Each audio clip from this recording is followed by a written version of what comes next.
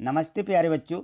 तो आइए आज हम देखते हैं कक्षा 8वीं की हिंदी का वार्षिक पेपर जो पिछले वर्ष पूछा गया है। क्योंकि हमारी कक्षा 8वीं बोर्ड परीक्षा है, इसलिए आज हम इसका संपूर्ण हल देखेंगे कि हिंदी में जो प्रश्न पूछे गए हैं उनके उत्तर हमें किस प्रकार से लिखना है। तो यहाँ देखें तो सबसे पहले यहाँ अपना रोल नंबर अंकों में लिख देते हैं, यहाँ शब्दों में लिख देंगे। यहाँ शाला का नाम रहेगा, डाइस कोड रहेगा और यहाँ परीक्षा केंद्र का नाम और यहाँ हम दिनांक भर देंगे।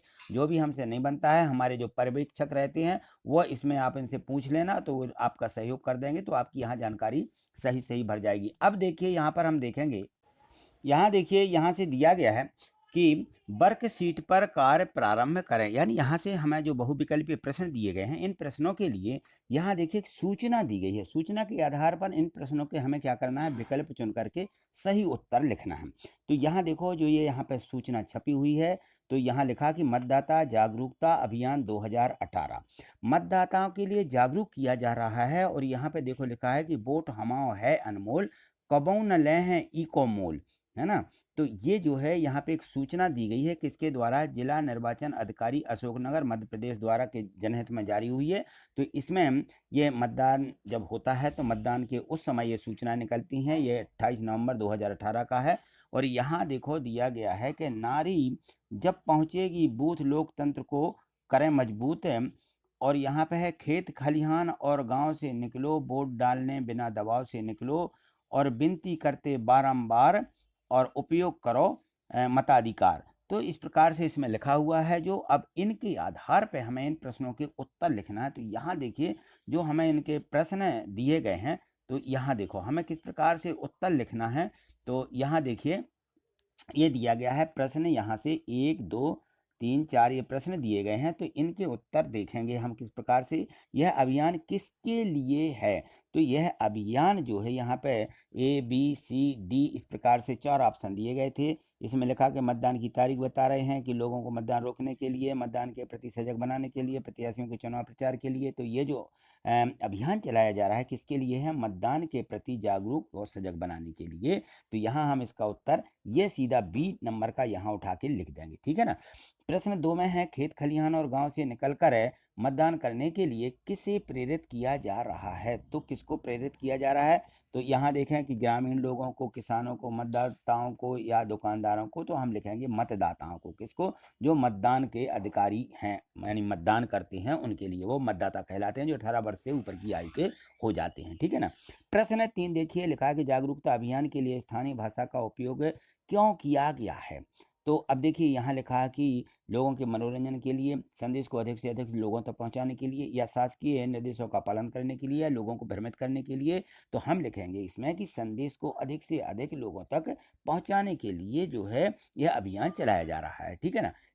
यहाँ देखें प्रश्न 24 चौथा दिया गया है। तो चौथे प्रश्न में यहाँ पे दिया है कि लोकतंत्र की मजबूती के लिए क्या आवश्यक है। तो जो लोकतंत्र रहता है, तो लोकतंत्र की मजबूती किससे होती है। अब यहाँ देखो प्रश्न दिए के उत्तर दिए गए कि पैसा लेकर वोट दें, सभी मतदाता वोट डालें, वोट डालने नहीं जाएं, जाति के आधार पर वोट डालें, नहीं नहीं नहीं, इसमें है कि सभी मतदाता वोट डालें, ठीक है। ये है हमारी लोकतंत्र की मजबूती। यह सूचना किस लिए जारी की गई है, तो यह सूचना जो है देखिए यहाँ पे उत्तर में जो दिए गए हैं इनमें से हमें लिखना है कि किस लिए जारी की गई है। जनहित में, अपन ने देखा कि उसमें दिया था जनहित, तो यहाँ C में दिया गया है जनहित।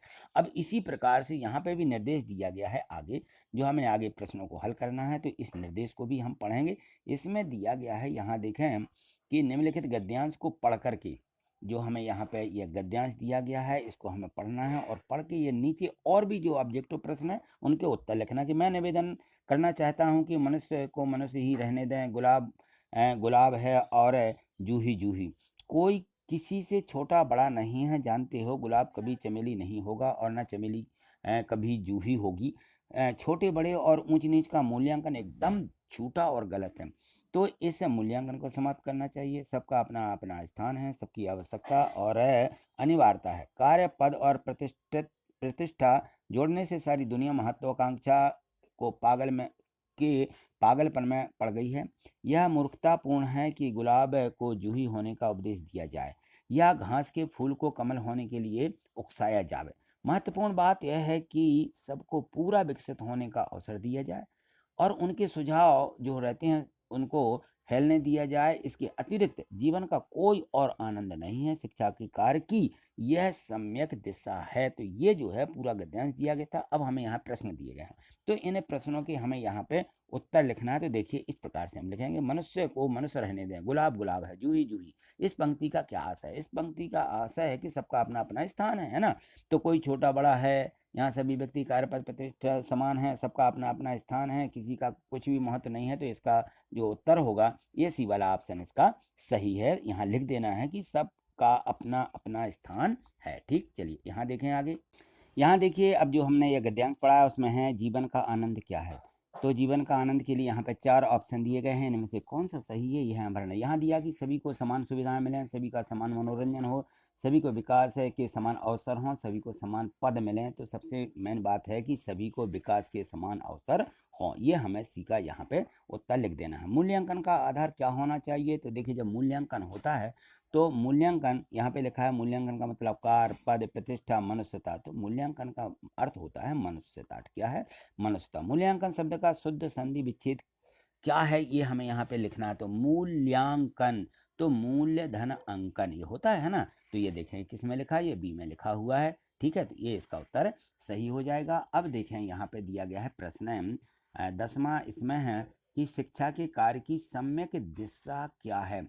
जो शिक्षा दी जा रही है, शिक्षा के कार्य की सम्यक दिशा, तो यहाँ देखेंगे मनुष्य को विकास करने का अवसर देना, मनुष्य को छोटा या बड़ा समझना, सभी को समान पद उपलब्ध कराना, सभी को एक जैसा कार्य उपलब्ध कराना।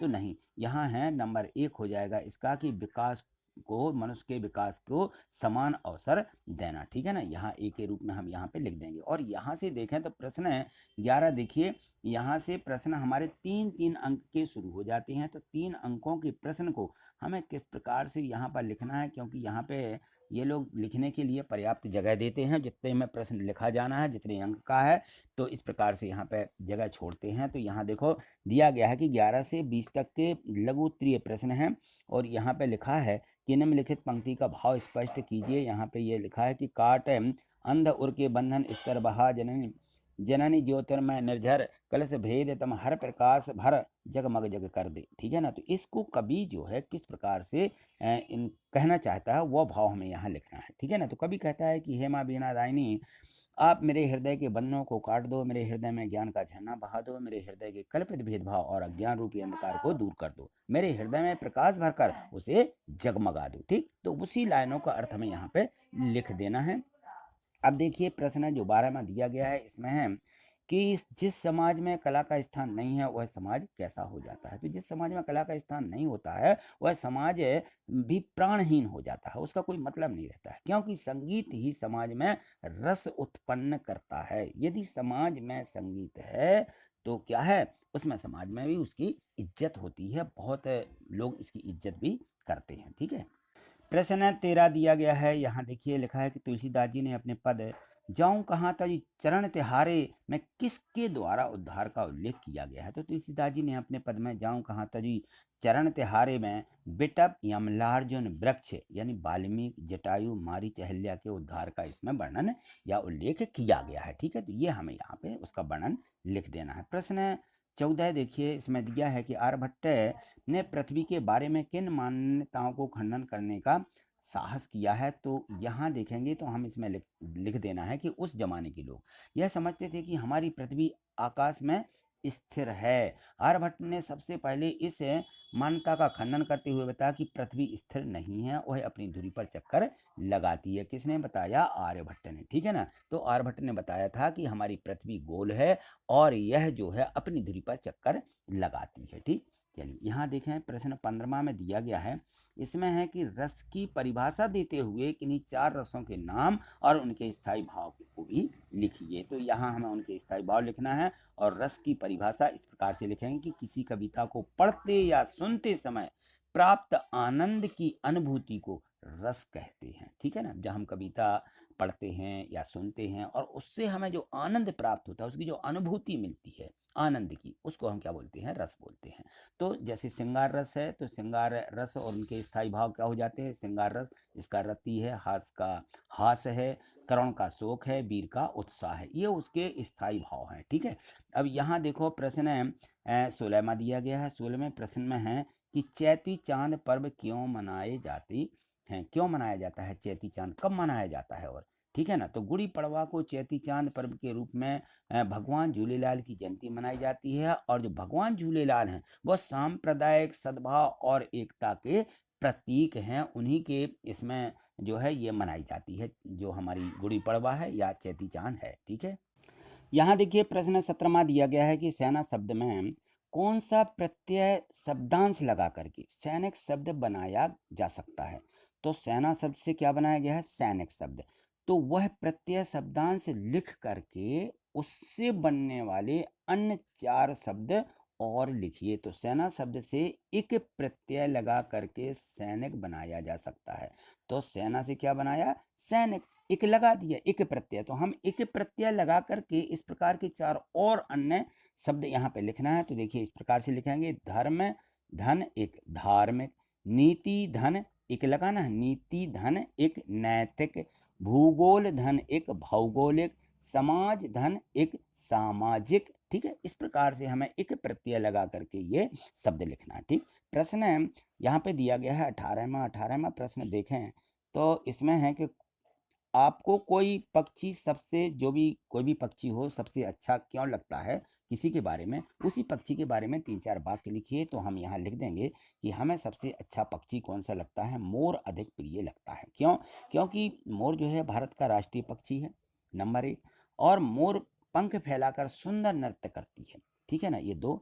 तीसरे में हम यहाँ लिख देंगे मोर की औसत आयु 25 से 30 वर्ष होती है।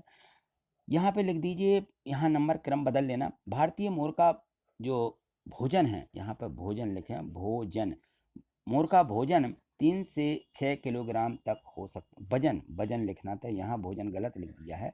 तो यहाँ देखिएगा इस प्रकार से व लिख लीजिए, यहाँ भा की जगह व लिखना है, वजन, व जा उन्ना जन, वजन 3 से 6 किलोग्राम तक का हो सकता है। मोर के पंखों से पंख और मुकुट आदि बनाए जाते हैं, पंखे भी बनाए जाते हैं मोर के पंखों से, यानी उनके जो मुनि वगैरह रहते हैं वो लिए रहते हैं। ठीक है ना, प्रश्न 19वां दिया गया है। 19वें प्रश्न में है कि जो गीता का जो मर्म है, गीता जो हमारी गीता महाकाव्य है, गीता का मर्म पाठ के अनुसार विद्या प्राप्त करने का वास्तविक उद्देश्य सत्य व न्याय की रक्षा, दुष्टों का दमन, असहयोगों की सहायता, नारी की रक्षा, निर्बल को सबल बनाना और धर्म की रक्षा करना, ये जो हमारी गीता है, गीता पाठ के अनुसार में विद्या प्राप्त करना और वास्तविक उसका ये उद्देश्य है कि हमें गीता क्यों पढ़ना चाहिए। गीता को पढ़ेंगे तो ये सारी चीज़ें उसमें मिल जाती हैं। ठीक है, चलिए यहाँ पे देखिए प्रश्न 20 दिया गया है। इसमें है कि डॉक्टर हरि सिंह गौर ने सागर विश्वविद्यालय की स्थापना क्यों की थी। तो देखिए डॉक्टर हरि सिंह गौर जो थे वो बहुत पढ़े लिखे विद्वान आदमी थे। तो उन्होंने गौर का मानना था कि शिक्षा और विकास से वंचित इस धरा के साथ साथ देश के सुनहरे निर्माण के लिए शिक्षा ही सर्वोच्च साधन है। इसलिए उन्होंने 16 फरवरी 1946 ईस्वी को सागर विश्वविद्यालय की स्थापना कर दी थी। ठीक, चलिए आगे देखें। यहाँ से देखें प्रश्न जो 21 से 24 तक के हैं, दीर्घ उत्तीय प्रश्न दिए गए हैं और इसमें से ये चारों प्रश्न 5-5 अंक के रहते हैं। तो इन प्रश्नों को हमें निश्चित ही बहुत ज़्यादा लिखना पड़ता है। तो इसको देखिए, जैसे यहाँ लिखा है कि डॉक्टर चंद्रा की माँ श्रीमती सुब्रमण्यम के व्यक्तित्व के बारे में अपने शब्दों में विस्तार से लिखिए। तो आप जितना उनके बारे में जानते हैं पूरा यहाँ पे हमें लिख देना है। तो हम यहाँ लिख देंगे, डॉक्टर चंद्रा की माँ श्रीमती सुब्रमण्यम सहनशीलता और त्याग की प्रतिमूर्ति थी। यदि उनमें यह गुण नहीं होता तो वह डॉक्टर चंद्रा को उस मुकाम पर नहीं पहुंचा पाती। ठीक है ना, जहां पर वो पहुंची हैं, डॉक्टर चंद्रा की माँ को चंद्रा की शिक्षा नीति के लिए घोर साधना करनी पड़ी थी।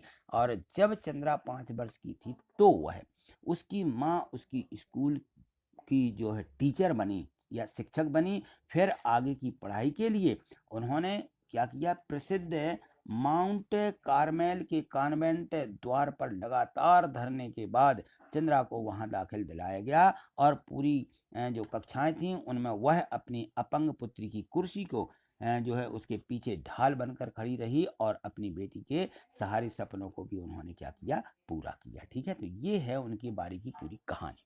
ठीक, यहाँ देखिए प्रश्न जो इसमें 22 दिया गया है, 22 में है कि अपने मित्र को पत्र लिखिए जिसमें अपने कोरोना महामारी के दौरान क्या किया और स्कूल गए और वगैरह, उसके कैसे पढ़ाई की और आपके कार्यों का मूल्यांकन कैसे किया गया है। तो ये हमें यहाँ पे लिखना है, किसके लिए, अपने मित्र को एक पत्र लिखते हुए इस प्रकार से लिख देंगे हम। जैसे आपका मित्र जहाँ भी रह रहा हो, जैसे हमने यहाँ लिख दिया कि मित्र का जो गांव है जहाँ रह रहा है भैरवगंज, सिवनी, दिनांक लिख देंगे और यहाँ लिखेंगे प्रिय मित्र, जो भी मित्र का नाम है, यहाँ हमने लिख दिया सुरेश, और यहाँ लिखेंगे कि नमस्ते, यहाँ पर मैं कुशल पूर्वक हूँ, आशा करता हूँ कि आप भी वहाँ पर कुशल पूर्वक होंगे। जैसे कि आप जानते हैं कि वर्तमान में कोरोना महामारी के कारण सभी स्कूल क्या रहे, बंद रहे हैं। तो इसमें जो है हमें लिखना है कि मैंने अपनी पढ़ाई सतत रूप से जारी रखी है और आशा करता हूँ कि आप भी पढ़ाई जो है जारी रखें, कि आपकी पढ़ाई भी जारी होगी। इस वर्ष ऑनलाइन के माध्यम से ही हमारे शिक्षक महोदय ने के द्वारा सतत संपर्क में पढ़ाई जारी हमने करी है।